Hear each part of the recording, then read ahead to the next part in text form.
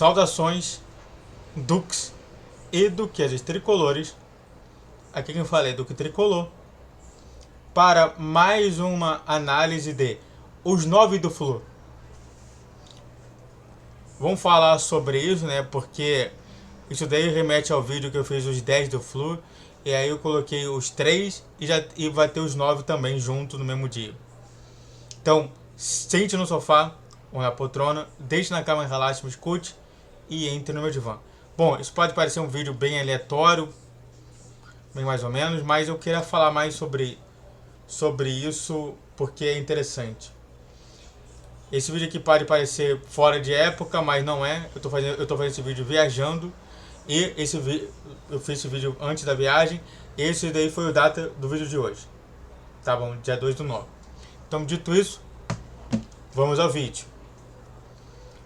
Primeiro, eu vou começar de trás para frente, né? Eu vou colocar em primeiro lugar Henrique Dourado. Eu só que eu me lembrei, tá? Henrique Dourado, o artilheiro dos pênaltis.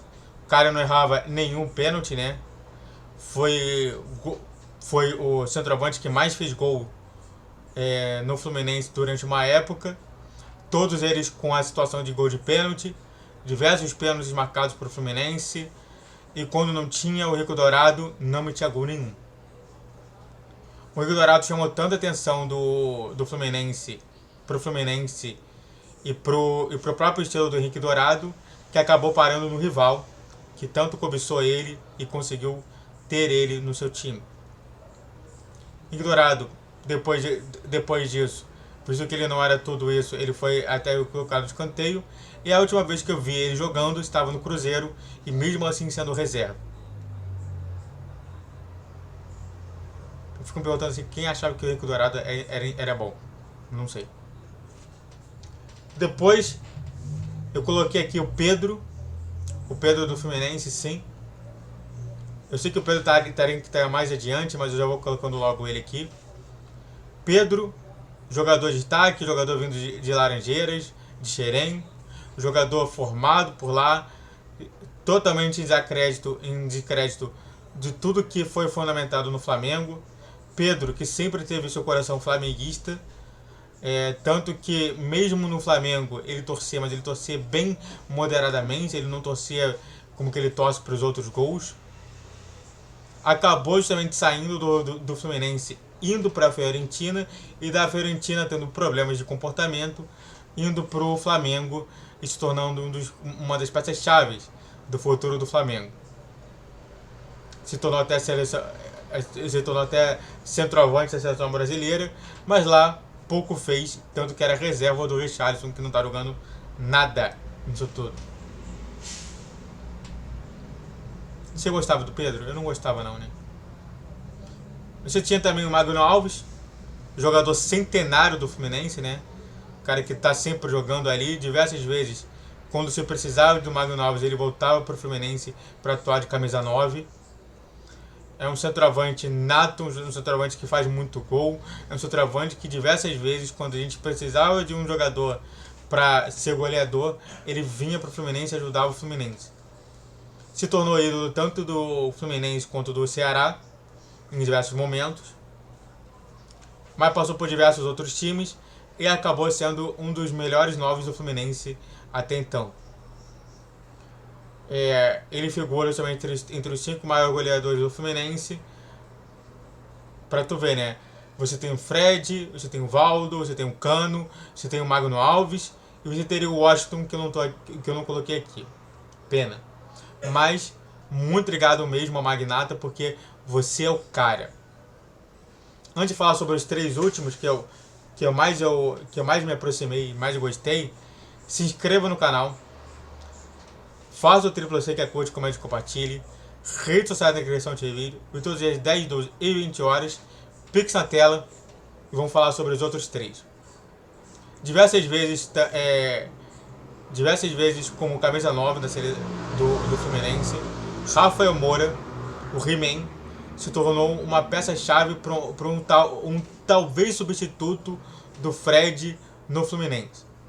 Chegou completamente bem ao Fluminense, participou de vários lances de gol, Jogava diversas vezes com o Fred junto, mas uma pequena parte da temporada dele era ele sendo o centroavante principal do Fluminense. Fazendo muito gol de cabeça, ele é um jogador alto, um jogador que tem uma precisão legal, um jogador que realmente sabe cobrar pênalti. Então ele era bem completo, mesmo ele tendo vários recursos que os outros centroavantes aqui não têm.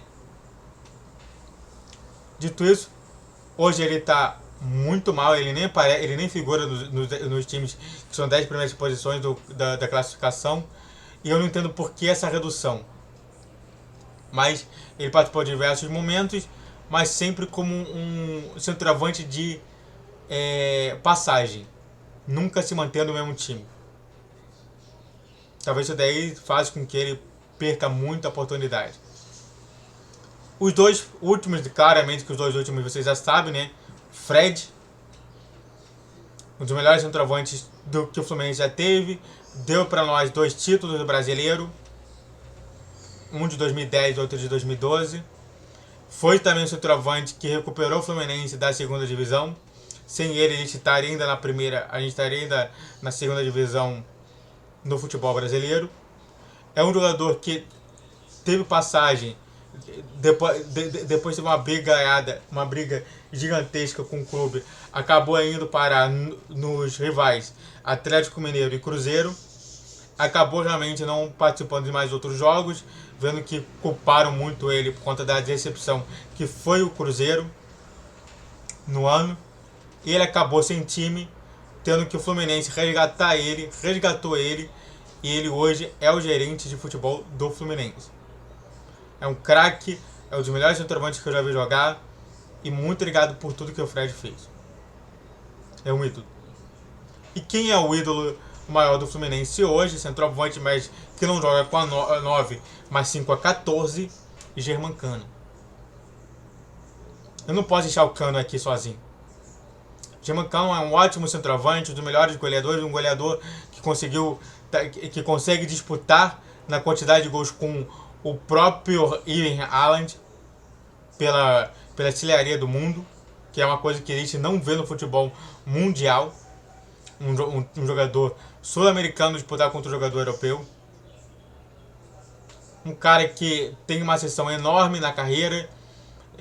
Quando participou do Vasco, cometeu muitos gols, mas infelizmente foi rebaixado porque o Vasco não tinha uma estrutura legal para o próprio Germancano.